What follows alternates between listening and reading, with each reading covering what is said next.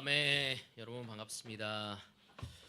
요즘에 교회에서 사는 것 같아요. 우리 상창 형제 말대로 그 어제 그저께 우리 부산에 있는 우리 형제 그 그룹 인도자들이 모여서요.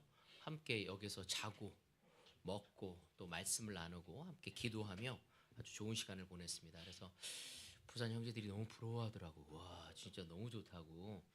예배당이 있고 또 교제 장소가 있고 또 이렇게 팀실도 준비되어진 모습을 보면서 왔다 갔다 하면서 교제하면서 참 좋았습니다. 오늘 특별히 우리 게임을 인도해준 우리 이성구 형제가 너무 재밌게 인도해줘서 너무 재밌었어요.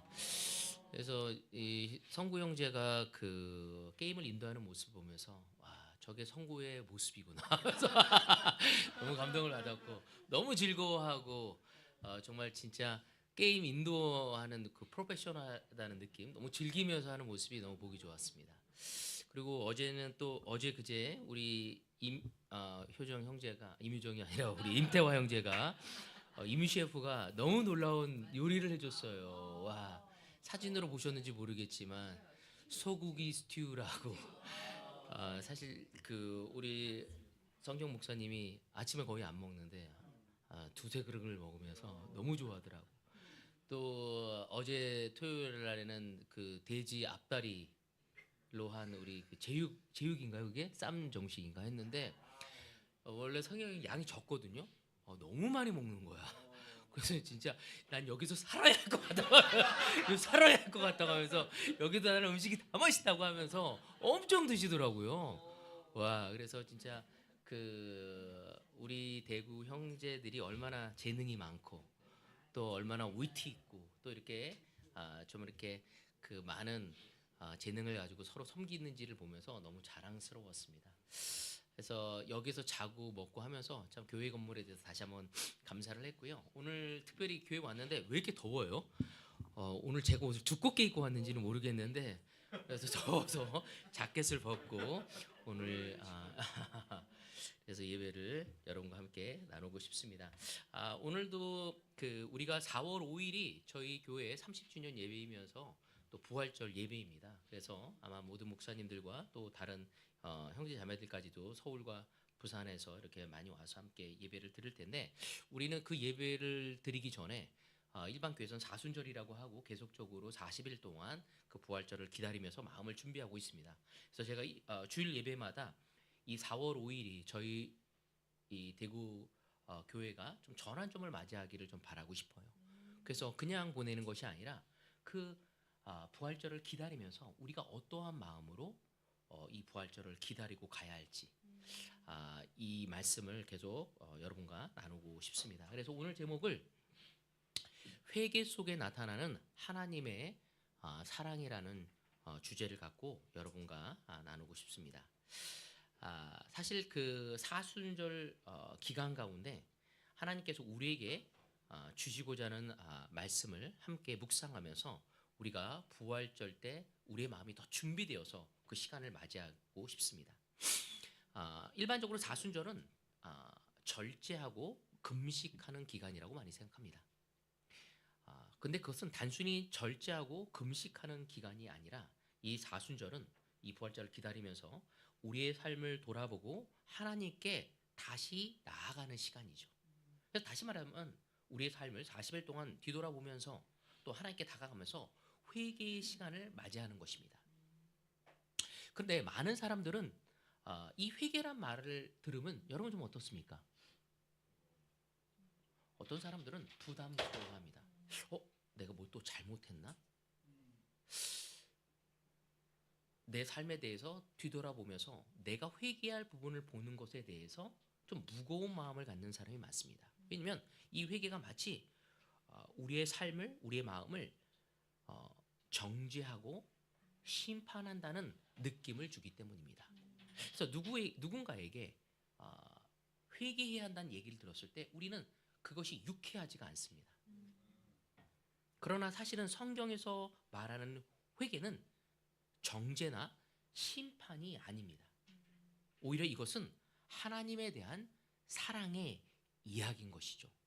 하나님이 우리를 얼마나 애틋하게 사랑하고 우리를 얼마나 특별하게 소중하게 여기는지를 표현하는 것이 바로 회개라는 의미입니다. 그래서 오늘 저는 그 요나서를 통해서 하나님이 왜 우리에게 회개를 요구하시는지, 그리고 그 회개 속에서 어떠한 사랑과 은혜가 담겨져 있는지를 함께 여러분과 살펴보고 싶습니다.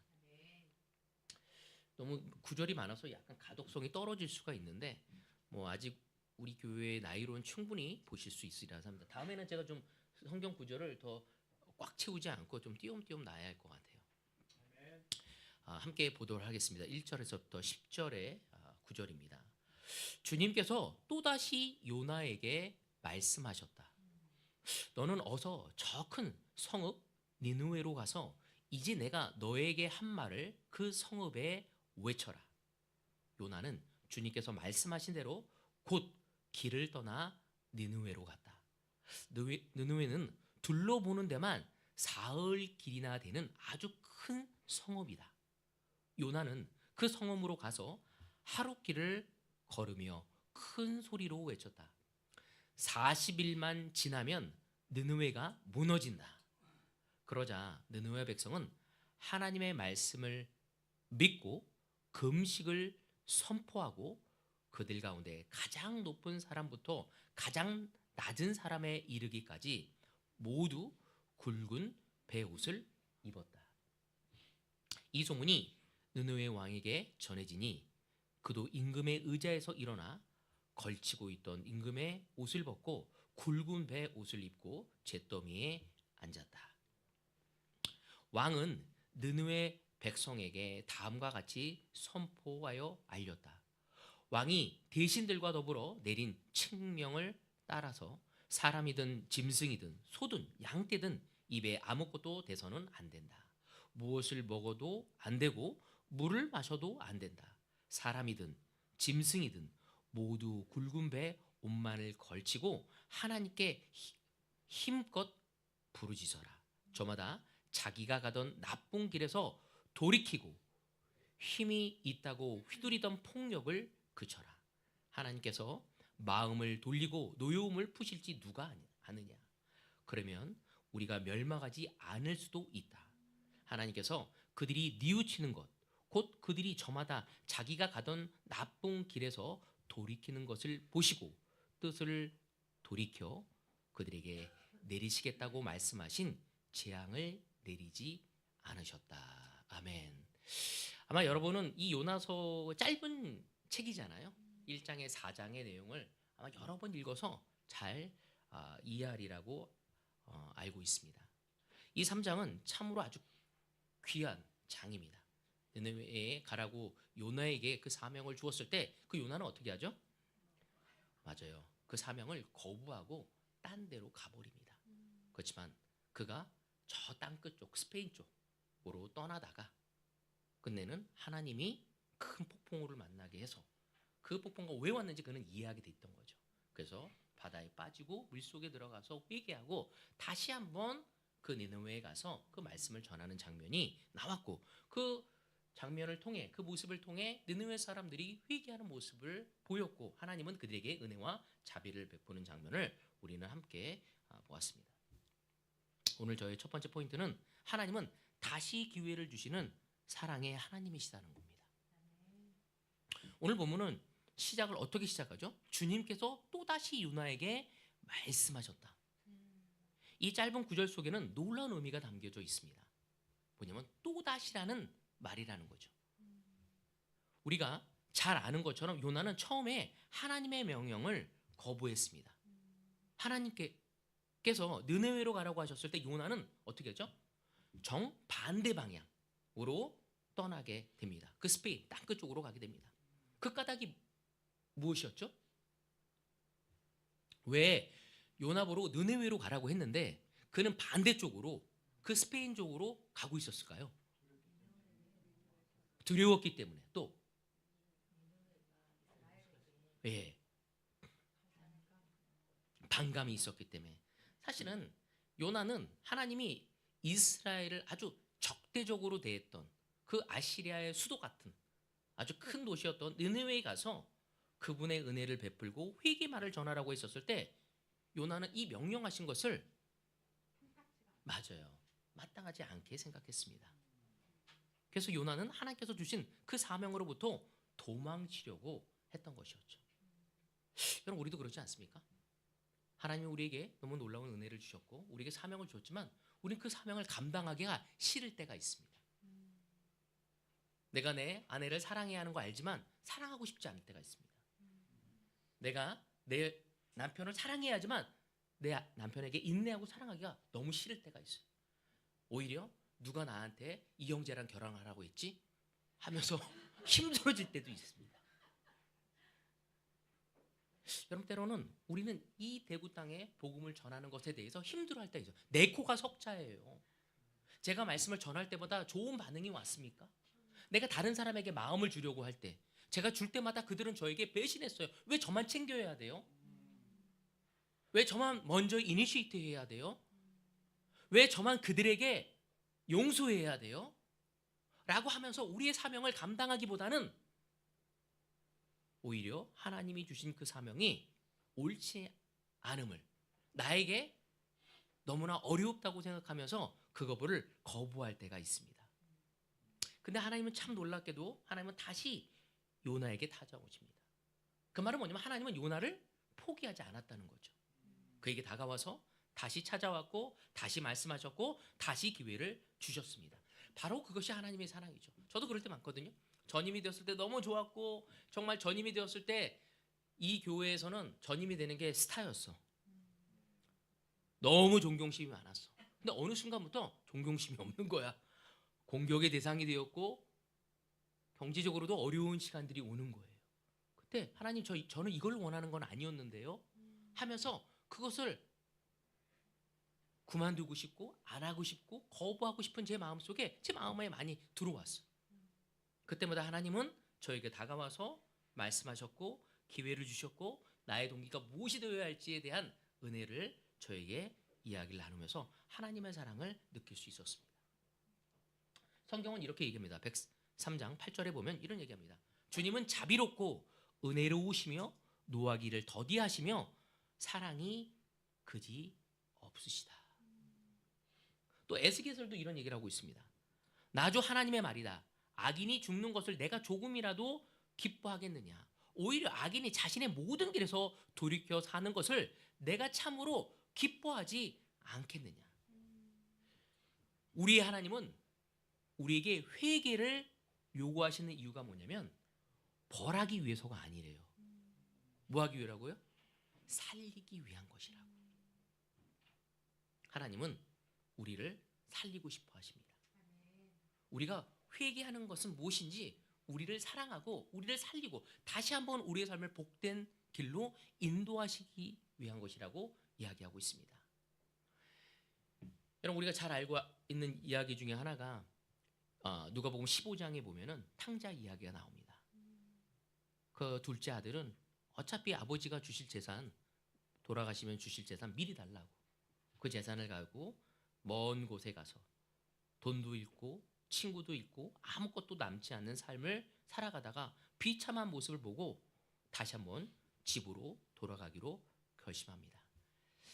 그때 그는 어떤 마음이었을까요? 아버지가 나를 과연 받아주실까라는 생각이었습니다. 그는 두려웠습니다.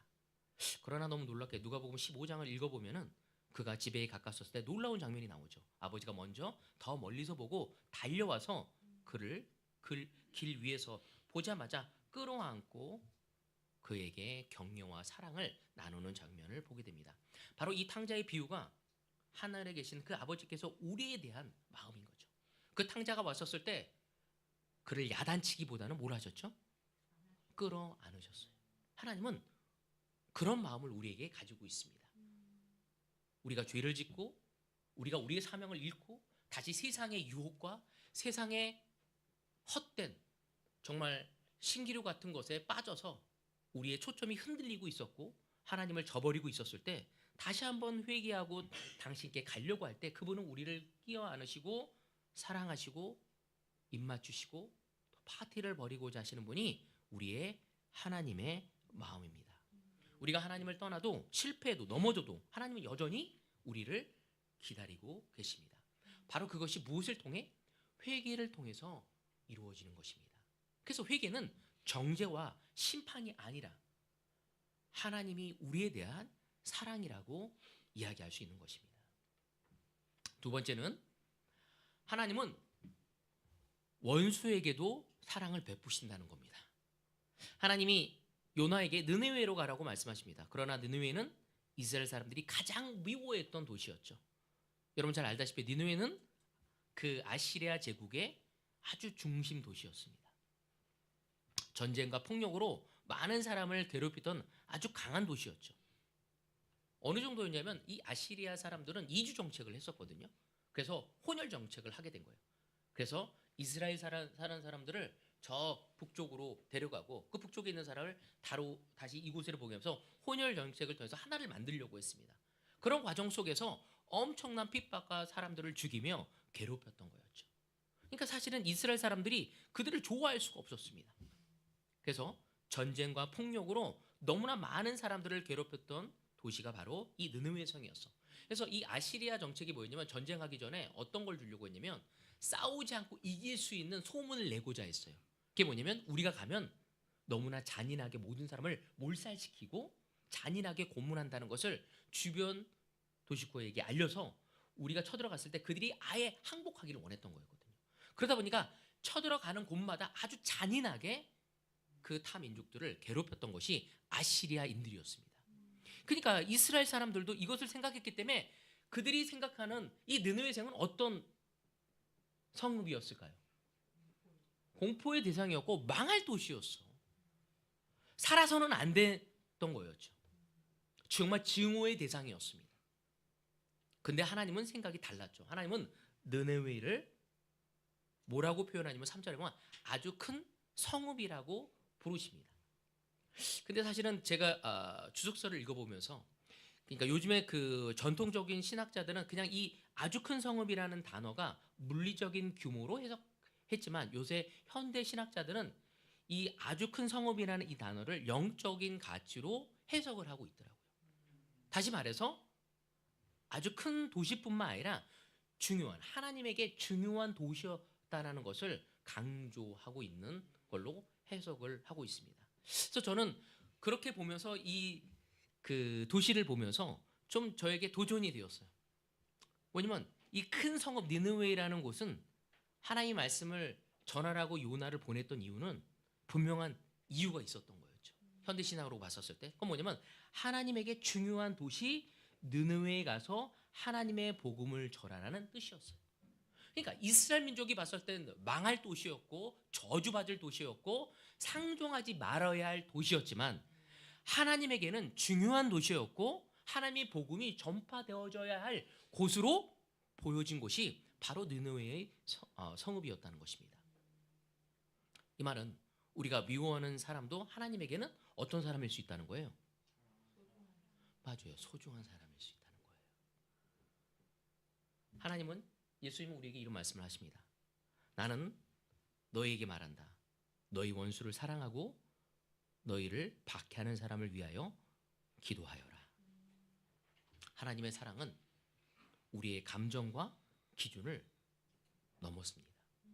바로 예수님의 십자가는 유대인들에게뿐만 아니라 죄를 지었건 죄를 짓지 않았건 올바로 살았던 올바로 살지 않았던 하나님을 알았던 하나님 알지 못했던 모든 사람에게 똑같이 은혜가 베풀어지고 그분의 복음에 반응하는 모두에게 바로 주님의 자녀가 되어질 수 있는 은혜를 선포하신 것입니다.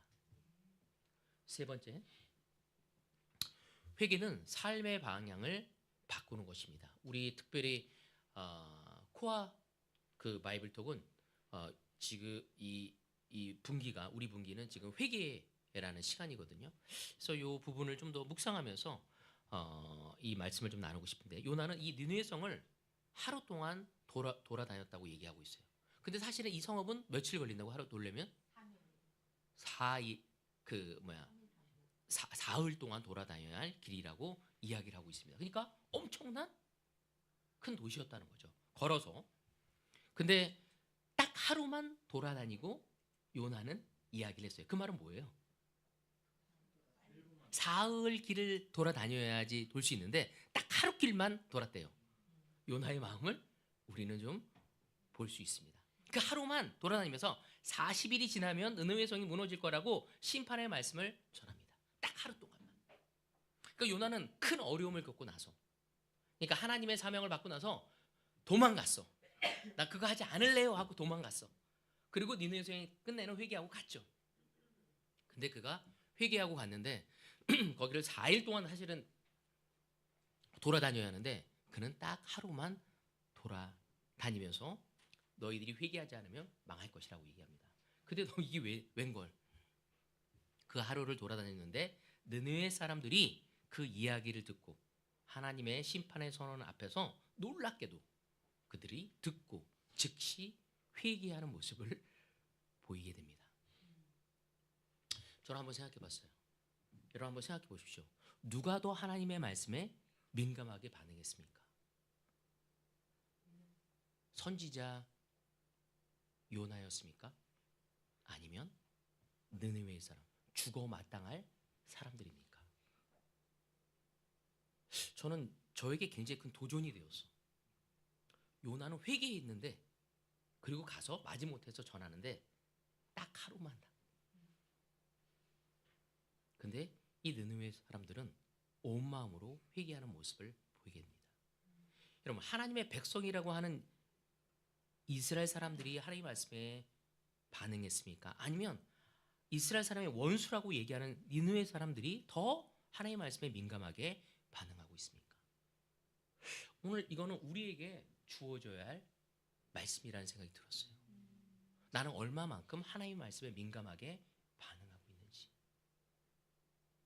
오히려 하나님에게 적이 되어지고 원수가 되어지는 사람들이 더 그분의 말씀에 반응하고 있지는 않은지. 느느웨 사람들은 왕부터 백성까지, 높은 사람부터 낮은 사람까지 모두 굵은 베옷을 입고 금식했다고 합니다. 왕이 이렇게 선포합니다. 각 사람이 악한 길에서 돌이키고 폭력을 버리라고. 3장 10절에 보면 이런 얘기를 하고 있죠. 하나님께서 그들이 뉘우치는 것, 곧 그들이 저마다 자기가 가던 나쁜 길에서 돌이키는 것을 보시고 뜻을 돌이켜 그들에게 내리시겠다고 말씀하신 재앙을 내리지 않으셨다. 여기서 굉장히 중요한 건 뭐냐면 그들이 저마다 자기가 가던 길에서 어떻게 했다고요? 돌이켰다고 얘기하고 있습니다. 이게 굉장히 중요한 단어인데 회개는 단순히 잘못했다고 입으로 얘기하는 것이 아닙니다. 회개는 뭐라고요? 맞아요. 방향을 바꾸는 거예요. 돌이키는 거예요. 그래서 요한 1서에 보면 이런 얘기를 하고 있습니다. 우리가 우리 죄를 자백하면 하나님은 신실하시고 의로우신 분이어서 우리 죄를 용서하시고 모든 불의에서 우리를 깨끗하게 해 주실 것입니다. 아멘. 여러분, 회개는 우리의 죄를 고백하고 그 죄로부터 돌이키는 것입니다. 죄를 고백하는 이유는 그냥 고백하는 것이 우리를 용서하는 것이 아니라 그 고백은 내가 이거 잘못했습니다. 그리고 이거는 앞으로 하지 않겠습니다. 나의 방향의 전환을 그분께 말씀을 드리는 것을 의미하는 거죠. 우리가 부활절을 맞이하기 전에 앞으로 한 3주 정도 뒤에 세 번째 주에 아마 4월 5일 날 부활절을 맞이하기 전에 우리는 우리의 삶에 있어서 돌이키는 회개의 삶을 걸어가는 것이 너무나 필요합니다. 제가 어떤 그 책을 보다가 이러한 그 글을 읽었습니다. 배를 운행하던 어떤 선장이 있었는데 안개가 아주 짙은 거예요. 근데 레이더를 보다 보니까 배가 자기 앞으로 오고 있는 것이었어요. 그래서 선장이 이야기를 했습니다. 무전으로 향로를 10도를 바꾸라고 이야기합니다. 그러니까 상대편에서 다시 무전이 온 거예요. 뭐라고 할까요? 당신이 10도를 바꿔라 라고 얘기가 온 거예요. 그러니까 이 선장이 너무 열이 났어. 그래서 나는 이 배의 선장이다. 네가 바꿔라 라고 얘기한 거였어요. 그 상대방에서 다시 연락해요. 뭐라고 연락이 왔게요? 나도 선장이다. 아니면 여기는 등대입니다. 당신이 바꾸면 좋겠습니다. 여러분, 그 배가 바꾸지 않으면 어떻게 될까요? 여러분, 하나님을 바꿀 수는 없습니다. 때로는 우리가 우리의 삶을 바꾸려고 하지 않습니다. 그리고 하나님이 바꿔주기를 원할 때가 있습니다. 여러분, 우리가 바뀌지 않는다면 우리의 삶은 부딪혀서 무너질 수밖에 없습니다. 삶의 방향을 바꾸는 것, 어떤 행동을 바꾸는 것이 아니라 우리의 방향을 바꾸는 것이 필요합니다. 여러분, 때로는 우리의 삶에 있어서 속도보다는 방향이 중요하다는 걸 우리 늘 인식해야 합니다. 지금 당장 바뀌지 않았다 할지라도 우리의 방향을 어디를 향해 가고 있는지, 내가 당장 내 옆에 있는 형제를, 자매를 사랑하고 아끼고 섬세하게 할 수 없다 할지라도 그 방향으로 가기 위해 우리의 인생을 주님께 의지하며 걸어간다면, 내 주변에 있는 모든 사람에게 복음을 전하기 위해 당장은 내가 그들을 바꿀 수가 없지만 내가 그들을 전하기 위해, 그들을 사랑하기 위해, 그들에게 복음의 이야기를 들려주기 위해 그 방향으로 가고 있다면 하나님은 우리의 삶을 통해서 놀랍게 역사를 이루실 것입니다. 바로 니느웨 성에 있는 사람들이 요나의 그 하루 동안 그 너희들이 삶을 바꾸지 않다면 재앙을 내리겠다, 무너뜨리겠다는 그 얘기를 듣고 두려워하고 어떻게 하죠? 회개합니다. 10절에 보면 그들은 뜻을 돌이켜 그들에게 내리겠다는 그 돌이키면서 하나님이 그들에게 내리겠다는 그 재앙을 거두셨다는 이야기를 이 10절에서 이야기를 하고 있습니다. 그러니까 하나님은 그들이 회개하는 모습을 보고 그 뜻을 돌이켜서 다시 한번 그들에게 기회를 허락하신 것입니다. 사실 이스라엘 사람들은 특별히 요나가 싫어하듯 그 느느웨 사람들은 다른 사람들보다 더 악하고 착취하고 유린된 앞장던 선 사람들이었기 때문에 그들이 망하기를 너무나 바라고 있었던 거였죠. 그런데 하나님은 어떻게 했죠? 그들이 회개하니까 그의 생각을 바꾸셨다고 얘기하고 있습니다. 그러니까 하나님은 악인이 회개하는 마음도 아주 소중히 여기시죠. 그러니까 우리가 회개한다면 더 소중히 여기실 거라고 저는 믿습니다. 그래서 하나님께서는 우리에게 나쁜 일을 한 그 악인, 그래서 우리가 간절히 망하기를 바라고 쓰러지기를 원하고 저주받기를 바라는 그 악인도 하나님의 사람이기 때문에 회개하기를 바라고 그 회개를 기회를 주시기를 원하신다는 것을 우리는 알 수 있습니다. 그러면서 저는 좀 물어봤어요. 여러분은 여러분의 삶을 미워하는 사람 없습니까? 있죠. 저도 있거든요. 그래서 매일 싸워야 돼요. 저는 이렇게 좀 물어봤습니다. 나는 누군가에게 느느웨 같은 사람이 아니었을까? 이스라엘 민족에게 느느웨 같은 사람이 있었던 것처럼 나는 누군가에게, 내가 느느웨처럼 그 사람을 대하고 있지는 않았을까? 아니면 내가 누군가에게 느느웨 사람처럼 악한 사람은 아니었을까? 내 아내는 저를 늘 좋게 얘기해, 화내지 않는다면 저를 늘 좋게 얘기해 주죠. 그렇지만 누군가는 나를 봤을 때 저 저주받을 놈, 저 쓰레기 같은 놈, 제가 무슨 목회자야, 없어져야 할 존재지 라고 이야기하지 않을까요? 누군가 우리가 의도적으로, 내가 의도적이건 비의도적이건 다른 사람에게 고통을 준 적은 없을까요? 그럼 그들은 나를 어떻게 볼까요? 우리가 실패하기를, 내가 실패하기를, 주저앉기를 간절히 바라는 사람이 있지 않을까요? 분명히 저는 있을 거라 믿습니다. 가끔 TV에서 이런 얘기를 할 때 있잖아요. 유명한 사람이 되는데 학교 다닐 때 학폭으로 다시 재조명돼서 그 자기가 하던 일을 못하게 된 사람. 그래서 내가 아내한테 종종 얘기해. 야, 내가 갑자기 유명한 목사가 됐는데 내 학교 시절을 해가지고 그 들어오면 어떡하지? 하고 그 두려움을 느낄 때가 있어. 내가 우리 교회 초중고 그 다녔던 친구들이 있으니까, 와서 제자가 된 친구들이 있으니까, 야, 얘네들이 어떻게 얘기할까? 그 두려움을 가질 때가 있거든요. 내가 생각해보니까 그때 내가 너무 악했던 것 같아. 그런 것처럼. 여러분, 때로는 우리가 나에게 악하게 한 사람에 대해서 분노하고 화를 내지만 내가 다른 사람에게 그러한 존재가 되어지고 있음을 잊을 때가 있다는 것입니다. 나와 너, 또 우리와 그들의 대립의 구도 속에서 우리는 다른 사람이 악하고 나쁘다고 이야기하지만 이 요나서를 통해서 가르치는 교훈은 그들도 불쌍하고 이유가 있고 또한 하나님에게 중요한 사람일 수 있다는 것을 우리는 이해해야 한다는 거죠. 우리는 종종 이렇게 생각합니다. 나는 옳고 저 사람은 악하다. 근데 성경은 우리에게 또 이런 얘기를 합니다. 로마서 3장 23절에 보면 모든 사람이 죄를 범하였습니다. 그래서 사람은 하나님의 영광에 못 미치는 처지에 놓여 있습니다. 이 말은 뭐예요? 우리 모두는 죄인이고 하나님의 은혜가 필요한 사람이라는 거죠. 그래서 하나님은 우리에게 또 모든 사람에게 회개할 기회를 주시고자 하신다는 거죠. 그리고 때로는 하나님은 우리를 통해서 다른 사람을 살리는 역할을 맡기기도 합니다. 이건 놀라운 사실이고 은혜라고 저는 생각되거든요. 또 도전이 되기도 합니다. 이 느느웨 사람들을 구원하기 위해서 회개의 기회를 주기 위해서 누구를 사용하죠? 요나는 어떤 사람이었어요? 이스라엘 사람으로서 그 아시리아인으로부터 엄청난 핍박과 유린과 피해를 본 사람이었습니다. 하나님은 그렇게 피해를 본 그 요나를 통해서 그들에게 회개의 기회를 주고자 한 거죠. 하나님은 때로 상처받은 사람을 통해서 다른 사람을 살리신다는 겁니다. 지금 내가 받고 있는 고난, 내가 받고 있는 상처, 내가 받고 있는 어려움을 통해 다른 사람을 구원하고 일으키고 하나님을 볼 수 있도록 사용하신다는 것입니다. 회개는 하나님의 사랑으로 돌아가는 것이에요. 여러분, 회개는 부끄러운 것이 아닙니다. 내가 정죄받는 것이 아닙니다. 회개는 하나님의 사랑으로 돌아가는 것입니다.